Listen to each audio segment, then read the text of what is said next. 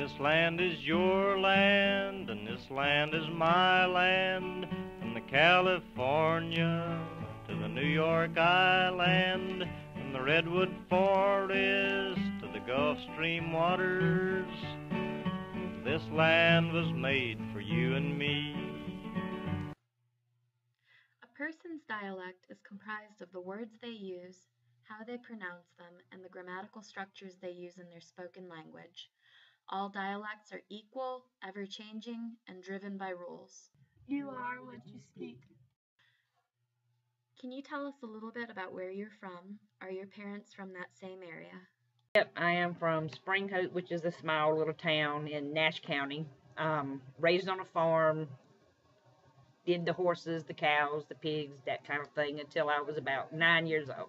Then we moved to Raleigh, and both of my parents are from the same area. Okay, I was born in the Bronx, lived there for a while after I got married. Then we moved to Connecticut for a few years, 2 places, Bridgeport and Shelton. And from there we moved to Virginia Beach, and then we moved to Moyock. I was born in Eatonton, and then moved to Greenville when I was 13. Went to high school and college here, and somewhere in there is where I, quote-unquote, lost my accent, because like I said, when I first moved here, it was very twangy country, and it wasn't anything that I did intentionally. It just kind of went away. But my family traditionally is from Georgia. Okay. My mother was raised in Tennessee, and then she moved back when she was an adult. And then I was born there, and we ended up moving to Georgia when my father was laid off. I'm from Newcastle, Delaware. It's about 30 minutes outside of Philadelphia. Born and raised in the same house. My parents are from the same area. They've never really been anywhere. Lexical differences. What do you call these shoes used for athletic activities? Tennis shoes. But sneakers. Sneakers. Tennis shoes. Sneakers. What do you call this drink made of milk and ice cream? Milkshake. Malt. Milkshake. Ice cream soda. Milkshake. 3 of the participants used milkshake. David, who is from Georgia, referred to it as malt. Sarafina called it an ice cream soda. What do you call this insect with a glowing butt? A flying ant. No. Or is that it? What is that? Some people say... Oh, a lightning bug. There you go. There we go. Firefly. Lightning bug. A glowing butt. Mm-hmm. A fire, not a fire, but what do you call those things? Oh!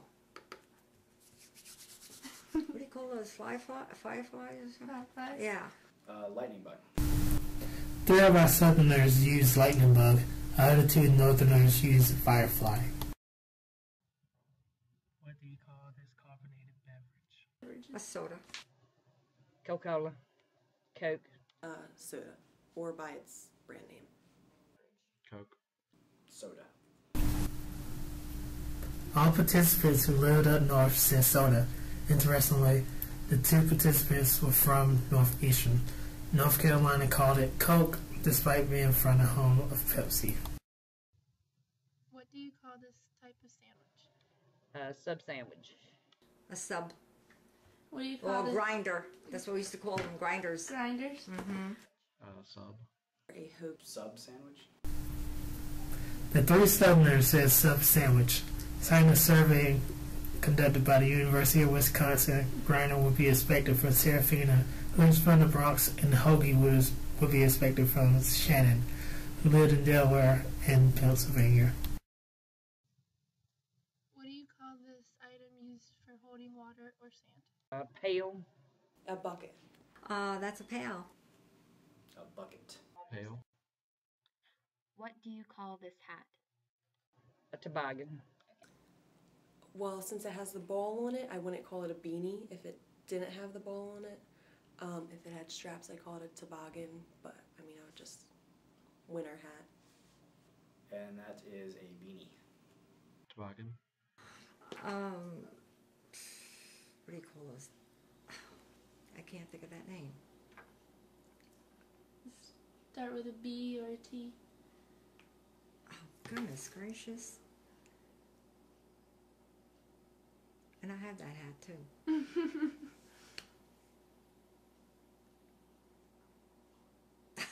I can't Is think it of a Do you call it toboggan or do you call it a beanie? No. Toboggan is a sled, isn't it? Lynne and Patrick from Northeast Carolina both use toboggan. Shannon and David, who both live up north, use beanie. Sarafina eventually conceded that it was a knit cap. All participants agreed that there was a certain criteria for what it should be called. The participants who lived in the northern states demonstrated the lexical differences we anticipated. The participants who lived in the southern states, however, often didn't share the same answers. The two participants from northeastern North Carolina were almost always in agreement. David, who lived in Georgia, often chose different terms than Lynne and Patrick. This shows that even though all three were considered to speak Southern American English, dialect maps do not take into account the differences displayed in a given region or people's ability to move to new locations. Phonological differences. Ant. Aunt. Ant. Ant. Aunt. Coffee. Coffee. Coffee. Coffee. Coffee. When conducting our interviews, we saw the phonological differences in everyone's dialect were greatly diverse, particularly in the way people pronounce their vowels. Pecan. Pecan. Pecan. Pecan. Pecan. From the north, we had Sarafina and Shannon, who used pecan, and from the south, we had Lynne, David, and Patrick, who used pecan. Time. Time. Time. Time. Time. Lynne can be observed ungliding the vowel in time to pronounce the word as time. Water. Water. Water. Water. Water. Pen. Pen. Pan. Pin, pen, pan. Pen. Pen. Pan. Pin, pen, and pan. Pin, pen, pan. Patrick, Lynne, Shannon, and Sarafina all demonstrated a vowel merger pronouncing pin and pen using the same vowel. David did not have the merger. Caught and caught. Caught. Caught. Caught. Caught. Caught and caught. Caught. Caught. None of the participants demonstrated a vowel merger in caught and caught. Athlete, nuclear, realtor. Athlete, nuclear, realtor. Athlete, nuclear, realtor. Athlete, nuclear, realtor. Athlete, nuclear. When pronouncing realtor, Lynne inserts a vowel, making it realtor. Lynne and David spoke with more southern features as we expected. Patrick's dialect still contains southern features, although his accent may not be quickly identified as southern. Sarafina and Shannon had stronger northern features, reflecting their states of origin. Mary had a little lamb, its fleece was white as snow, and everywhere that Mary went, the lamb was sure to go. Jack and Jill went up the hill to fetch a pail of water. Jack fell down and broke his crown, and Jill came tumbling after. Roses are red, violets are blue, sugar is sweet, and so are you.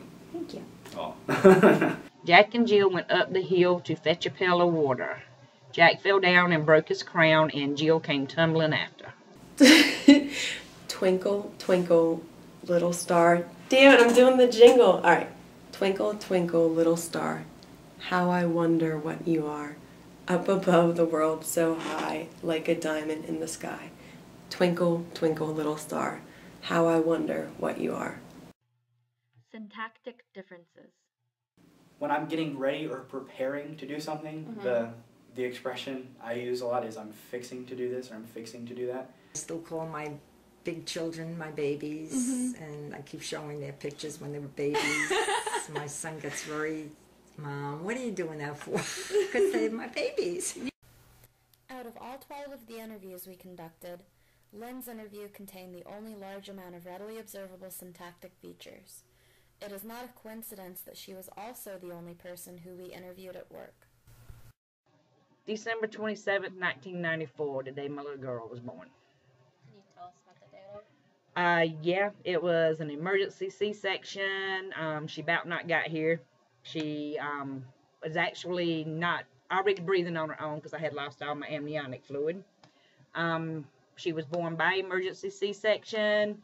They cut her leg, poor thing, and she was crying like a banshee before they even got her out of my belly. But she's fine. She had a dislocated hip, but as today, she's almost 18, and she is the perfect youngin'. She about not got here was the most prominent syntactic structure in Lynne's interview, and it was used as an avertive. Listen again. Yeah, it was an emergency C-section. She about not got here. If we were to conduct these interviews again, we would have sought out participants in a casual environment. We were able to elicit Lynne's syntactic features because she was a little more relaxed and we caught her on the job. The following clip came from a viral video from the 2004 presidential election. It made a value judgment of President Bush's intelligence based on the way he pronounced the word nuclear as nuclear.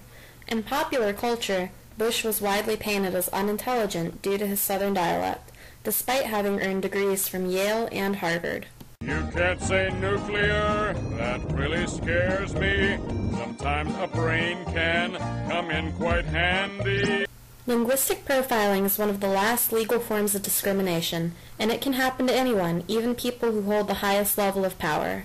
As linguists, we have a responsibility to the community to help eradicate linguistic profiling and to embrace different dialects as an important feature of our collective American culture.